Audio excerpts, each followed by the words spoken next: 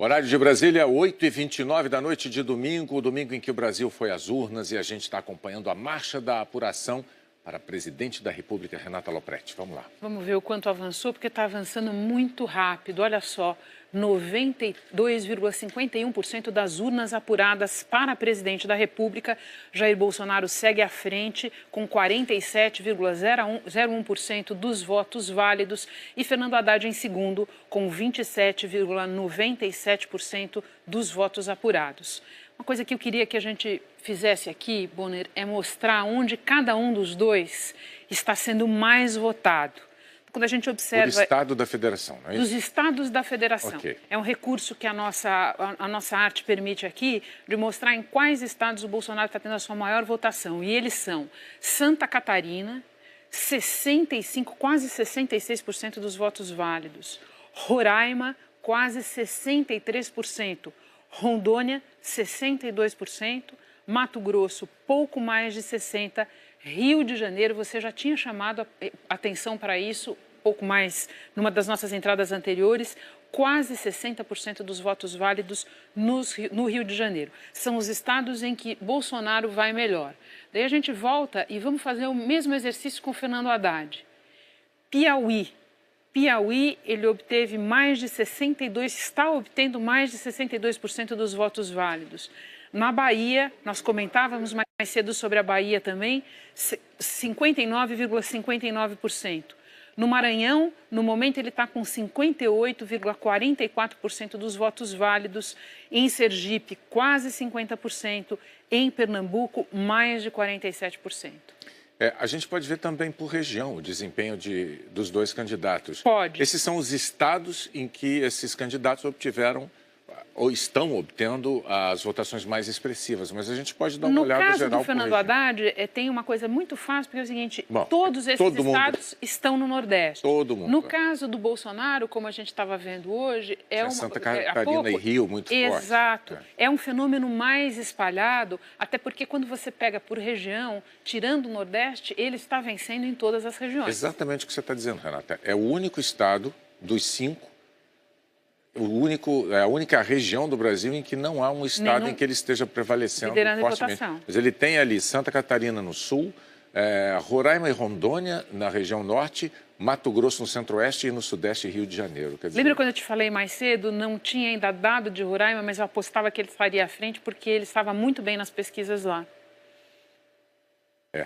Esses são os números por região e por estado do candidato Bolsonaro. É tempo de eu fazer uma ressalva numa disputa para governo estadual? Claro. Eu acho importante a gente fazer. Vamos voltar então para o nosso mapa, onde a gente vê que tem governadores eleitos, são os estados em verde, e governadores, estados com segundo turno definido, assim nos diz a Justiça Eleitoral. E um deles é o Amapá, onde a apuração, no momento, diz que o segundo turno será apurado entre Valdez de Góes, atual governador, e Davi Alcolumbre, do DEM. Eles irão para o segundo turno. Só que tem uma questão importante para a gente entender a respeito do Amapá, que é o seguinte: Capiberibe, do PSB, está com os seus votos sub júdice, por causa de uma questão envolvendo a coligação dele. A Justiça Eleitoral está questionando prestações de contas do PT que tem o vice na chapa dele. Então, esses votos estão sendo computados em separado. Mas é bom a gente prestar atenção em como vai evoluir essa situação, porque se a Justiça Eleitoral liberar, resolver considerar esses votos, isso pode alterar a configuração do segundo turno no Amapá. Essa foi uma novidade que surgiu na campanha eleitoral no Amapá ontem. Ontem mesmo, no Jornal Nacional, nós noticiamos esse fato. Dá aquele clima de mistério ainda sobre os próximos passos na eleição para governador do Amapá, exatamente por esse motivo. E só porque eu vim para governador, sabe o que aconteceu? Temos governador eleito na Paraíba. João Azevedo, do PSB, está eleito em primeiro turno com 58,12% dos votos válidos. João Azevedo é o candidato do governador que se despede, que completou o seu segundo mandato, Ricardo Coutinho, era secretário da gestão dele, e num movimento parecido com o de outros governadores que pegam alguém de seu time para lançar candidato, conseguiu com sucesso eleger o João Azevedo, tem governador eleito então já também na Paraíba. Vamos para o Distrito Federal porque acabou. Acabou. Acabou no Distrito Federal. 100% das urnas apuradas no Distrito Federal e o segundo turno é aquele que a gente já informou aqui, entre Ibanez, do MDB, que foi considerado um fenômeno dessa eleição. Ele saiu de uma intenção de voto muito baixa e veio atropelando, foi em primeiro lugar para o segundo turno, que ele vai disputar com o atual governador, Rodrigo Hollenberg. Ainda no Centro-Oeste, novidades em Mato Grosso do Sul. Tá azulzinho, olha lá. Tá azulzinho. Segundo turno. Segundo turno entre Reinaldo Azambuja, do PSDB, atual governador, e Juiz Odilon, do PDT. Então temos aí já quantos estados em azulzinho ali? Vamos ver nosso mapa? Vamos. Temos 1, 2, 3, 4, 5 segundos turnos definidos e 1, 2, 3, 4, 5, 6, 7, 8 governadores eleitos. Muito bem, a marcha da apuração, olha aqui, esse aqui é o número mágico, 93,39% de urnas apuradas, já aumentou, 93,41%. É muito rápido. É um ritmo que elas são 8h35, 8h36 pelo horário de Brasília, e esse processo começou... Enquanto você falava, temos novo governador eleito. Reeleito, na verdade. Rui Costa se reelegeu na Bahia com 75,88% dos votos válidos. É o que ele tem no momento, com quase 78% das urnas apuradas. Rui Costa vai para o seu segundo mandato e ele já sucedeu um governador do PT, Jacques Wagner, que também ficou por 2 mandatos. Portanto, a Bahia é um dos estados em que o PT vai governar por mais tempo. Temos o governador reeleito, então, na Bahia. Rio Grande do Norte tem novidades no Senado. Novidades para o Senado do Rio Grande do Norte. Aí a gente está na tela de governador. Na tela de governador, voltando lá. Capitão Stevenson, da Rede, a gente já tinha mostrado ele na frente, mas agora nós temos também definida a outra vaga do Senado. Doutora Zenaide Maia, do PHS, são os 2 senadores eleitos pelo Rio Grande do Norte, mostrando aqui que ficou de fora Garibaldi Filho, que já foi senador. Foi ministro também. Já foi ministro. O candidato do PT.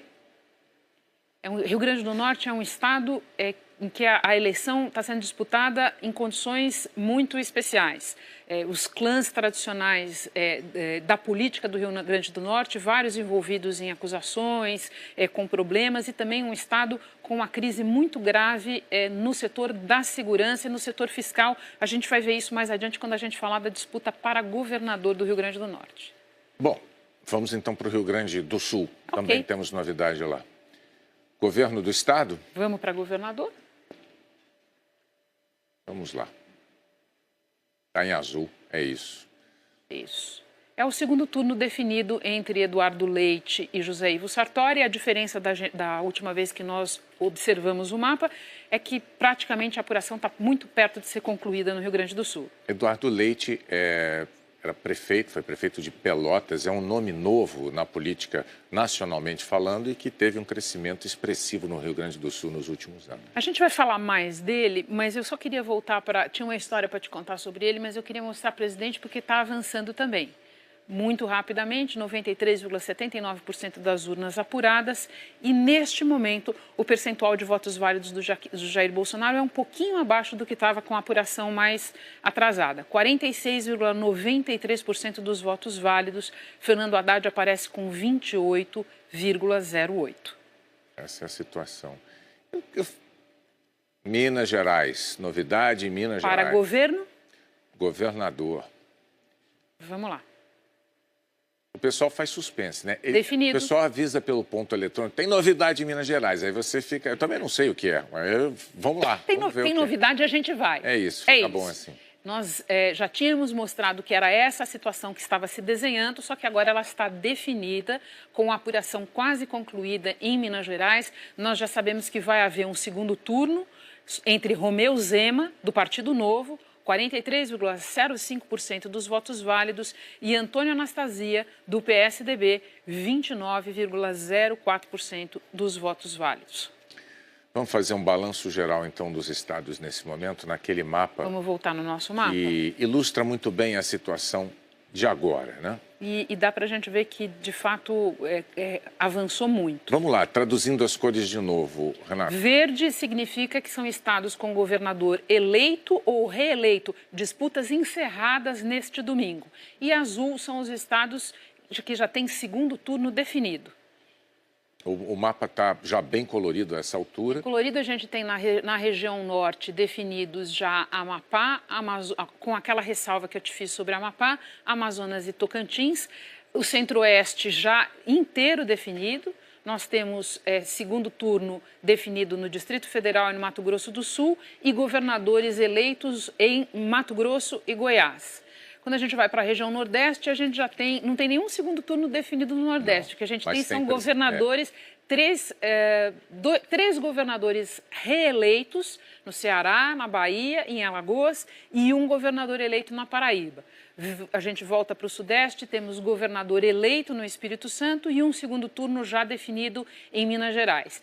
E a região Sul também toda definida já. Paraná é governador eleito e Santa Catarina, Rio Grande do Sul, segundo turno definidos. Tem senador eleito no Piauí, a gente pode ver, e depois eu queria dar uma olhada também na disputa para governador em São Paulo. Mas na tela de senador, Piauí. Tem novidade lá. Vamos ver quem se elegeu. Ciro Nogueira, do PP, presidente do Progressistas, com 29,59% dos votos válidos, ele aparece neste momento, a apuração ali na casa dos 90%. E Marcelo Castro, do MDB, com 26,72%. Wilson Martins, os outros candidatos aparecem já bem abaixo. Ciro Nogueira é uma história interessante, porque nós estamos falando de coligação e de como muitas vezes na eleição presidencial não se reflete a disputa local. Ciro fechou a aliança do seu partido com Geraldo Alckmin, candidato do PSDB, e, no entanto, no Estado ele estava na aliança do PT, e chegou a pedir votos para o candidato Fernando Haddad. Veja você. Isso é a política brasileira. Temos senador eleito também no Maranhão, me contam. Pluripartidarismo. Vamos lá? Maranhão, senador. Olha, isso é muito interessante de observar o que aconteceu aqui. O nosso mapa ainda não está colorido, mas a disputa está definida entre o Everton, do PDT, primeira vaga ficou com ele, e Elisiane Gama, do PPS, 27,16%. O Everton já está eleito, a Elisiane Gama ainda não foi declarada eleita. De todo modo, eu chamo a atenção para o seguinte: aparecem à frente os dois candidatos da coligação do governador Flávio Dino e estão atrás os dois candidatos da coligação de Rosiana Sarney. Governador Flávio Dino, do PCdoB. PCdoB, que busca a reeleição. A adversária dele é Rosiana Sarney, irmã de Sarney Filho, e nem ele, nem Edson Lobão aparecem nos primeiros lugares dessa apuração. A família Sarney e o próprio Edson Lobão, nomes fortíssimos da política ao longo de décadas no estado do Maranhão, e nesta eleição ficando de fora do Senado. Olha só que interessante, vamos ver o que vai ser de Flávio Dino, se ele vai conseguir se reeleger em primeiro turno ou se terá que disputar o segundo. De todo modo, ele já é o único governador nas últimas décadas, no último metade de século, no Maranhão, que se elegeu adversário da família Sarney e que conseguiu concluir o seu mandato, porque só tinha tido um caso antes de Jackson Lago, que foi cassado antes do final do mandato e Rosiana Sarney voltou. Vamos ver então a disputa para governador de estado no Maranhão, já que estamos falando dessa situação de Dino. Ele lidera 80% das urnas apuradas no Maranhão. Ele lidera. No momento, aparece com 59,35% dos votos válidos. Rosiana Sarney, que já governou o estado várias vezes, tenta voltar agora, do MDB, com 29,21%. A previsão nas pesquisas é que Dino fosse um dos governadores a se reeleger em primeiro turno. Vamos ver mais adiante como fica isso. Tá, vamos dar uma olhada então de novo no cenário dos presidentes, dos candidatos a presidente, os presidenciáveis. 94,47%. Quase 95% das urnas apuradas. Tá? Jair Bolsonaro aparece com 46,82%, Fernando Haddad com 28,22%, vai se consolidando, vai se apresentando aqui para quem nos assiste. Faltam 8 milhões, pouco mais de 8 milhões de votos para apurar.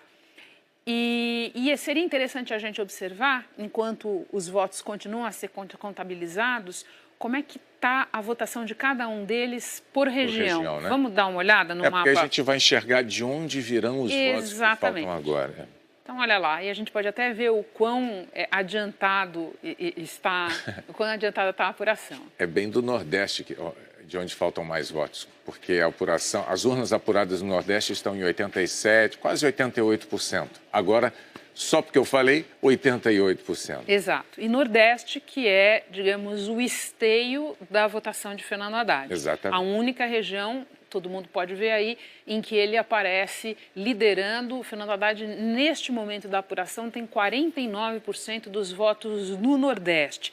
Nas demais regiões, a liderança do Jair Bolsonaro é muito sólida, muito consolidada. Na região norte, ele aparece liderando com 43% dos votos válidos. No centro-oeste, com 57% dos votos válidos, mesmo percentual que ele está obtendo nesse momento na região sul, 57%. E no sudeste, 53%. Exatamente. Aqui, a região do Brasil em que a vantagem de Bolsonaro sobre Haddad é menor no momento, é a região norte. Ele tem 43%. Que é a região, do ponto de vista de peso, de número de eleitores, menor. Sim, são né? 3,5 milhões de votos para ele em toda a região norte, com 43%. Exato. Basta ver que no Nordeste, em que Bolsonaro tem 26% dos votos absolutos, ele tem quase o dobro disso, ele tem 6.777.000. Quer dizer, o peso eleitoral do Nordeste é muito, muito maior do que o da região Norte, exatamente porque é uma região muito mais densamente povoada. Só para a gente lembrar, o Sudeste é de longe a região com mais peso eleitoral. O Sudeste concentra quase 40% do eleitorado brasileiro, mas o Nordeste é a segunda região de mais peso, tem algo com um pouco menos de um quarto na verdade, um quarto do eleitorado brasileiro. O Sudeste é como se o Nordeste fosse uma São Paulo ampliada, um pouco ampliada do ponto de vista de peso eleitoral. Então vamos fazer o seguinte: a gente vai para São Paulo, dá uma olhada na situação de governador e de senador, e depois a gente vai para o Rio e faz a mesma coisa com o terceiro maior colégio eleitoral. E que são os que estão indefinidos, porque em Minas Gerais o segundo já fechou a definição do segundo turno. Vamos falar de governadores. São Paulo. Olha só, eu já falei para você que está emocionante, mas está muito emocionante, porque quase mais de 98% das urnas apuradas e ainda não é possível saber quem vai fazer o segundo turno com João Dória, do PSDB. Se Márcio França, do PSB, que neste momento aparece à frente de Paulo Scaff, aparece com 21,48% dos votos válidos, ou se Scaff, do MDB, de 21,13%. Queria corrigir aqui uma informação que eu dei mais cedo. É muito peculiar a situação de São Paulo. Fazia muito tempo que não tinha segundo turno em São Paulo, mas a última vez não foi em 98, como eu me lembrava, e sim em 2002, quando Geraldo Alckmin teve que disputar o segundo turno com José Genuíno, do PT. Desde 2002 não tinha segundo turno em São Paulo e este ano haverá, a gente só não sabe dizer ainda com quem. Então, e Rio de Janeiro? Rio de Janeiro. A gente vai ver Rio, os governadores, os candidatos a governador, e depois a gente vê o Senado. Vê Senado. Wilson Witzel continua à frente na apuração, bem à frente, aliás, 41,25% dos votos válidos. Eduardo Paes, ex-prefeito do DEM, hoje no DEM, né? Foi do MDB, hoje está no DEM, aparece com 19,31%. Tarcísio Mota, do PSOL, é o terceiro colocado na disputa pelo governo. Eu preciso checar esse dado, mas eu tenho a impressão que é a melhor colocação que o PSOL já conseguiu numa disputa pelo governo do Rio de Janeiro. E Romário, que foi um candidato muito bem posicionado ao longo da disputa, neste momento está em quarto lugar na apuração, com 9,01% dos votos válidos. E a situação de Senado no Rio de Janeiro? Vamos ver? Vamos passar para o Senado. Flávio Bolsonaro está eleito com 31,22% dos votos e ainda não dá para afirmar se a segunda vaga ficará com Harold de Oliveira, do PSD, ou com César Maia, do DEM. A diferença é mínima, 16,79% dos votos válidos no momento contra 16,74% dos votos válidos. A gente podia dar uma olhada de novo na tela para presidente da República? Na tela geral para presidente da República. 95,04% de urnas apuradas e apuração por região na eleição presidencial. De novo. Opa! E assim está definido. Haverá segundo turno. Às 8h50 da noite, quase 8h51 da noite de domingo, horário de Brasília, está definido. Jair Bolsonaro e Fernando Haddad vão disputar o segundo turno da eleição presidencial. Este é o momento exato em que mudou de cor a tela, exatamente quando a gente estava falando dela.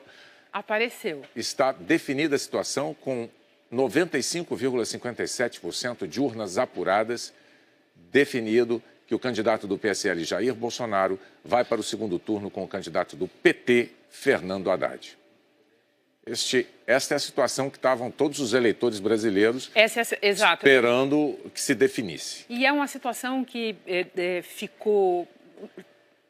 se estabeleceu um suspense a esse respeito exatamente por essa subida de Jair Bolsonaro na reta final.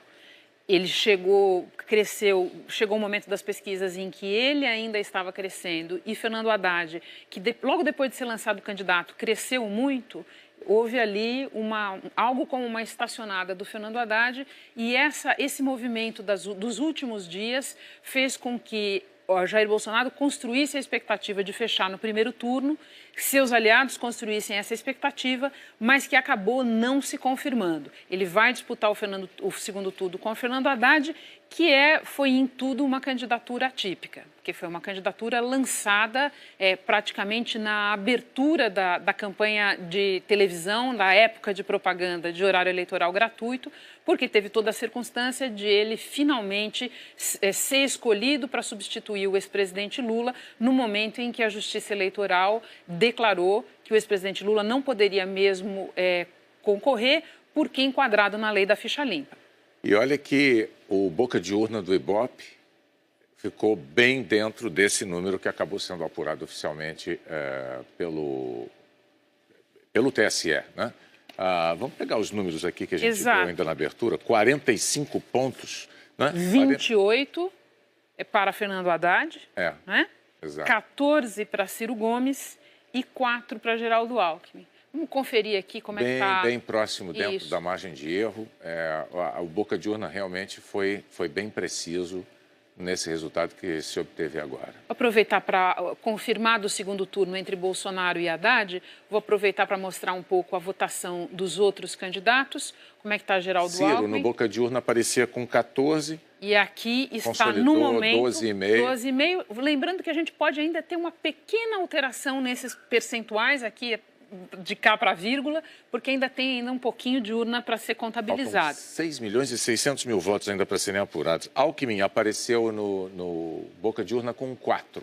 Está dando 4,83. E que eu me lembro que foi o número da boca de urna que mais chamou a sua atenção. Foi. Porque o mais distante da pesquisa que o Ibope divulgou na véspera. Metade, né? Exato. Ontem ele aparecia na pesquisa do Ibope com 8%. João Amoedo, do Novo, está no momento aparecendo com 2,58%. Daciolo, do Patriota, 1,25%. Depois de Daciolo, aparecem Henrique Meirelles, do MDB, com 1,21%. Marina Silva, com 1%. Álvaro Dias, do Podemos, com 0,83%. Guilherme Boulos, com 0,58%. E depois aparecem Vera Lúcia, Emael e João Goulart Filho. Voltar lá para o começo da nossa tela para lembrar mais uma vez que, confirmando o que foi detectado na pesquisa de boca de urna, haverá segundo turno entre Jair Bolsonaro e Fernando Haddad. Impressiona muito nesses números a desidratação dos números de Marina Silva, candidata da Rede. Essa foi uma campanha, muitos profissionais de pesquisa chamavam atenção para isso, em que muitos eleitores fizeram o segundo turno no primeiro. Tinham originalmente um candidato de sua preferência e passaram a fazer outros raciocínios, seja em busca de um outro candidato que eles consideravam mais viável, seja em busca de rejeitar alguém já ou de construir uma rejeição para alguém já no primeiro turno. Isso explica o que aconteceu com Marina Silva, que além de tudo concorria na mesma faixa de eleitorado do ex-presidente Lula, herdava muitos votos do ex-presidente Lula, até que o candidato do PT foi lançado na pista oficialmente. E isso acabou acontecendo com Geraldo Alckmin também, porque uma parte do seu eleitorado corria na mesma faixa de Jair Bolsonaro e acabou indo para ele no primeiro turno mesmo.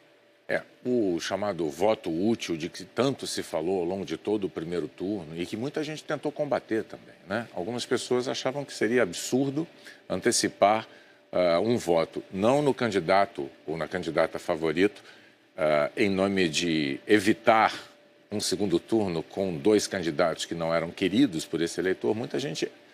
Muitos optaram por fazer esse voto útil no primeiro turno e muitos se rebelaram e disseram, não vou fazer, eu vou fazer o primeiro turno, vou votar em quem eu acho que mereça ser eleito. Mas o resultado de Marina Silva não tem uma outra explicação plausível que não seja esse movimento, né? Uma coisa que eu chamo a atenção, já que você está falando de desidratação, é que no caso de Ciro Gomes isso não aconteceu.